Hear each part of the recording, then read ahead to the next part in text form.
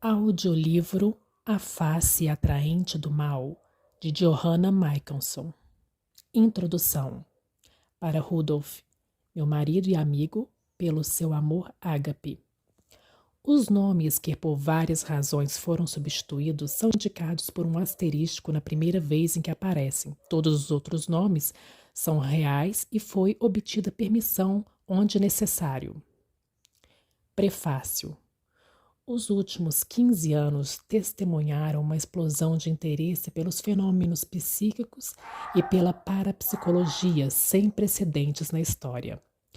Este fascínio pelas coisas consideradas sobrenaturais ou pelo menos extranaturais insinuou-se em quase todos os níveis da sociedade. Isso se aplica especialmente à comunidade acadêmica, onde tais interesses seriam considerados absurdos há 20 anos. Mas agora, depois de quase 2 séculos de ceticismo generalizado com respeito ao miraculoso, o mundo secular está sendo bombardeado com crescente evidência de que há de fato forças além do escopo do processo científico normal. A maioria das universidades acrescentam departamentos de parapsicologia que não estão estudando apenas história, mas explorando o mistério do oculto. Existe uma evidência definida, validada, de que fenômenos inexplicáveis estão ocorrendo em várias práticas ocultistas. Médicos verificaram inúmeros incidentes de curas físicas sobrenaturais realizadas por cirurgiões psíquicos. A pergunta que este livro faz, a qual, na verdade, responde, é esta. Esses diversos experimentos psíquicos e curas são benéficos ou poderiam ser de uma brecha para a escravidão a seres espirituais sutis com intenções incrivelmente destrutivas? Johanna Michelson está singularmente qualificada para escrever sobre esse assunto. Jamais encontrei alguém que tenha pesquisado essa área com tamanha sinceridade e dedicação. Ela estudou comigo na escola de Light and Power House por vários anos.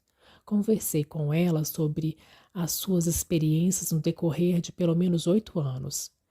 Quando as ouvi pela primeira vez, fiquei sinceramente imaginando se poderiam ser verdadeiras. Eram tão incríveis que deixavam qualquer um perplexo. A partir de então, tive uma ampla oportunidade de verificar os fatos de sua vida de perto e afirmo que essa história surpreendente é absolutamente verdadeira. Johanna tornou-se especialista no campo psíquico e talentoso, e poderosa comunicadora de suas implicações para todos os que decidem experimentá-lo. Este livro é desesperadamente necessário quando todas as coisas preditas há muito tempo pelos profetas hebreus estão sendo cumpridas diante de nossos olhos. Os profetas advertiram particularmente sobre uma época em que espíritos malignos iriam operar milagres surpreendentemente enganosos. Acredito que estamos testemunhando o cumprimento dessa profecia por toda parte. As palavras não podem expressar o quão veementemente recomendo este livro. Creio que todos devem lê-lo, tenho ou não se envolvido em fenômenos ocultistas. Creio que este livro pode salvar vidas literalmente. A sua. Hal Lindsey. Capítulo 1. O encontro. A tensão era quase insuportável quando procurávamos pelas ruas escuras da cidade do México, pois não conseguimos encontrar o endereço. Olhei para o relógio à luz de um carro que passava. Não adiantava mais. Quase 8 da noite, não havia mais tempo para assistir a nenhuma das operações marcadas para aquela noite. Senti certa raiva quando Tom parou novamente o carro para conferir suas instruções. Ele e Nora, sua secretária, provavelmente não se importariam muito se chegássemos ou não na hora certa à casa de Pachita. Ambos já tinham visto o trabalho dela. De fato, Tom sofrera uma operação e afirmava que uma faca de caça enferrujada fora mergulhada em sua rútula para curar um antigo ferimento ocorrido num jogo de futebol. Nenhum anestésico ou antisséptico moderno fora usado e o seu joelho ficara completamente bom. Quanto a mim, eu sabia que poderia ver o trabalho de um médium no outro dia, mas Kim, minha irmã, ia deixar o México no dia seguinte. Esta era a minha última oportunidade de fazer com que ela entendesse. Bem, não há nada mais que eu possa fazer agora, pensei. Está tudo nas mãos de Deus. Respirei fundo e forcei meus músculos a relaxar. É aqui. Chegamos, exclamou Tom, enquanto buscava violentamente. O carro deu um solavanco e parou em frente a um velho mercado. O odor acre e adocicado de lixo em decomposição na sarjeta feriu meu nariz. Mesmo depois de tanto tempo no México, nascida e criada ali, eu não me acostumava com aquele cheiro. Caminhamos pela rua escura até um muro comprido com um portão encardido de metal. A noite estava clara e silenciosa. Todavia, enquanto esperávamos, o céu se encheu subitamente de um exército de seres invisíveis que giravam à nossa volta com um som semelhante ao de um vento soprando entre árvores altas. Meu coração começou a pulsar na garganta. Fiquei com medo. Os outros pareciam inconscientes da agitação que os rodeava. Eu me calei. O portão de metal abriu-se no momento em que Tom bateu. Entramos num pátio estreito, cheio de pessoas, algumas obviamente ricas, outras vestidas de trapo, evidenciando pobreza abjeta, mas todos reunidas por um laço comum de sofrimento que se estendia para o desconhecimento em busca do raio de esperança e cura que lhes foi negado pela medicina convencional. Uma voz alta e zangada se fez ouvir entre murmúrios abafados da multidão. Pertencia a um homem de aparência distinta, de cabelos grisalhos e bigode. Usava calça preta e camisa branca enrolada até o cotovelo. Sua atitude demonstrava uma posição de autoridade. Recuei para o canto do portão, enquanto ele mostrava o punho fechado para Tom. Você aí, gritou ele, vem cá. Quero falar-lhe. Seu inglês era excelente, embora tivesse bastante sotaque. Sabe o que aconteceu aqui hoje? Vou lhe contar. Um dos seus funcionários do Mind Control apareceu com filmadores e exigiu que o deixássemos filmar Pachita durante as operações. Ele disse que você o enviou e recusou-se a sair quando retruquei que este não era um espetáculo circense para curiosos. Ele enfiou um alfinete em Pachita para ver se ela estava em transe e depois tentou agredir-me quando eu o expulsei. A voz dele tremia de raiva. Dr. Carlos, acalme-se, exclamou Tom. Não sei nada a esse respeito. Não enviei ninguém. Não sei se enviou ou não, mas quero dizer-lhe uma coisa. Se não consegue controlar o seu pessoal e incutir neles respeito pelo trabalho realizado aqui, então nenhum de vocês será mais bem-vindo a esta casa a partir de hoje. O Dr. Carlos virou-se e desapareceu na multidão. Tom apenas balançou a cabeça e encolheu os ombros. Depois de alguns momentos, ele seguiu na direção que o médico havia tomado. Quem será ele? Perguntei a Nora que se aproximara. Quem será ele? Era o Dr. Carlos, disse ela. Ele é cirurgião. Tem uma clínica particular na vizinhança. Tem trabalhado como um dos principais assistentes de Pachita durante os últimos meses e protege muito ela. Venha, vou levar você para conhecê-la. Abrimos caminho entre o povo. Passamos por uma pia ao ar livre, cheia de pratos sujos, depois por um banheiro oculto, apenas por uma cortina plástica quase transparente. Íamos entrar por uma porta quando ouvi um som de asas acima da minha cabeça, na verga. Olhei diretamente para um par de olhinhos vivos e redondos que me observavam por cima de um bico ameaçador. Não se preocupe com ela, disse Nora baixando a voz. Essa é Úrsula, o falcão de estimação de Pachita. Entramos num aposento pequeno e escuro, onde havia apenas uma mesinha de metal e o som das garras do falcão arranhando a madeira. A entrada da sala de operação estava fechada por outra cortina de plástico. Nora a abriu para mim.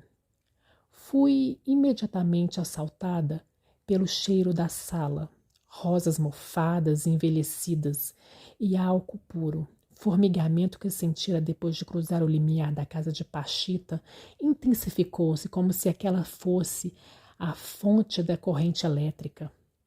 A oração do Senhor que eu estava repetindo silenciosamente desde a nossa chegada gritava agora na minha cabeça. Parei na porta, incapaz de prosseguir, e olhei à minha volta. A pequena sala era iluminada por uma única lâmpada pendurada no teto. 8 ou 10 pessoas, inclusive o Dr. Carlos, estavam agrupadas e conversavam em voz baixa. Um armário de medicamentos fora encostado na parede de cimento à minha direita e depois dele uma porta vacilante se abria para o pátio. À minha esquerda ficava uma mesinha de madeira coberta com rolos de algodão e garrafas de álcool. O ponto central, porém, era um altar grande que ocupava o canto esquerdo da sala, coberto por vários jarros e vasos cheios de rosas já velhas. Um quadro do Cristo na cruz e um crucifixo grande de madeira achavam-se cercados por velas brancas. Perto do crucifixo, no centro do altar, havia uma estátua de bronze de Guatemaco, o príncipe asteca que corajosamente suportara a tortura e a morte das mãos dos conquistadores espanhóis. Uma tesoura cirúrgica, uma faca de caça enferrujada estavam aos seus pés. Meus olhos se voltaram para o lado direito da sala. Ali, num catre, estava sentada uma mulher idosa e gorda.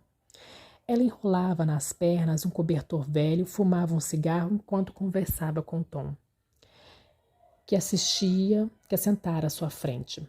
Fiquei observando enquanto as mãos dela, curtas e grossas, faziam a toda hora gestos cansados para enfatizar uma palavra ou uma frase. Elas se moviam às vezes por entre os seus curtos cabelos pretos e grisalhos e depois pelo rosto, que agora ela esfregava como se estivesse exausta. Aproximei-me para olhar mais de perto, a princípio incapaz de compreender o que estava vendo naquelas mãos. Percebi depois que se achava coberta até os pulsos por uma crosta de sangue seco. Nora e Kim se adiantaram para cumprimentar a velha senhora.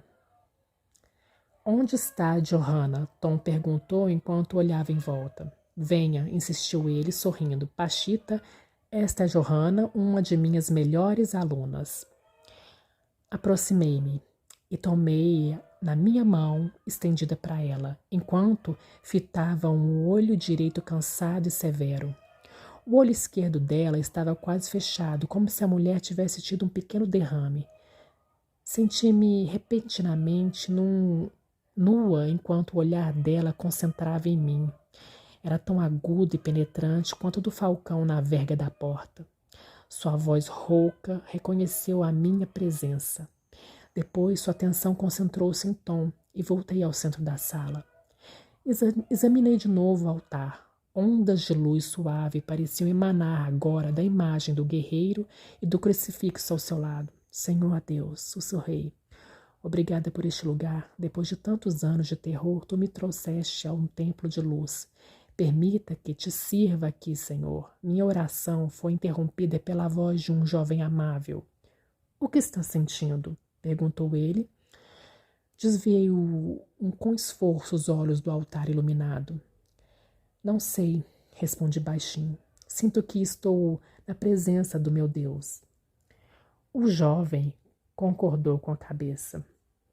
Você precisa, então, tocar a estátua de Guatemaco, explicou ele. Vamos, coloque os dedos 3 vezes na estátua. Havia urgência em sua voz. Vai. Eu hesitei por um momento com medo da estátua que ainda brilhava. Pai nosso que estais no céu. Estendi a mão, com a ponta dos dedos, toquei a imagem do antigo guerreiro asteca que era agora o guia espiritual de Pachita, aquele através de quem milhares de que eu ouvira falar eram realizados. No terceiro toque, um choque leve percorreu meus dedos. Prendi a respiração, senti-me estranhamente leve e desligada de tudo. Até a oração do Senhor, que eu estava repetindo sem parar em minha cabeça, silenciou-se espontaneamente. Fui envolvida por uma paz aveludada e profunda que me cobriu como um manto colocado sobre os ombros de um sacerdote. O homem tomou-me pela mão e levou-me até a mulher no catre. Pachita, você tem de falar com essa garota.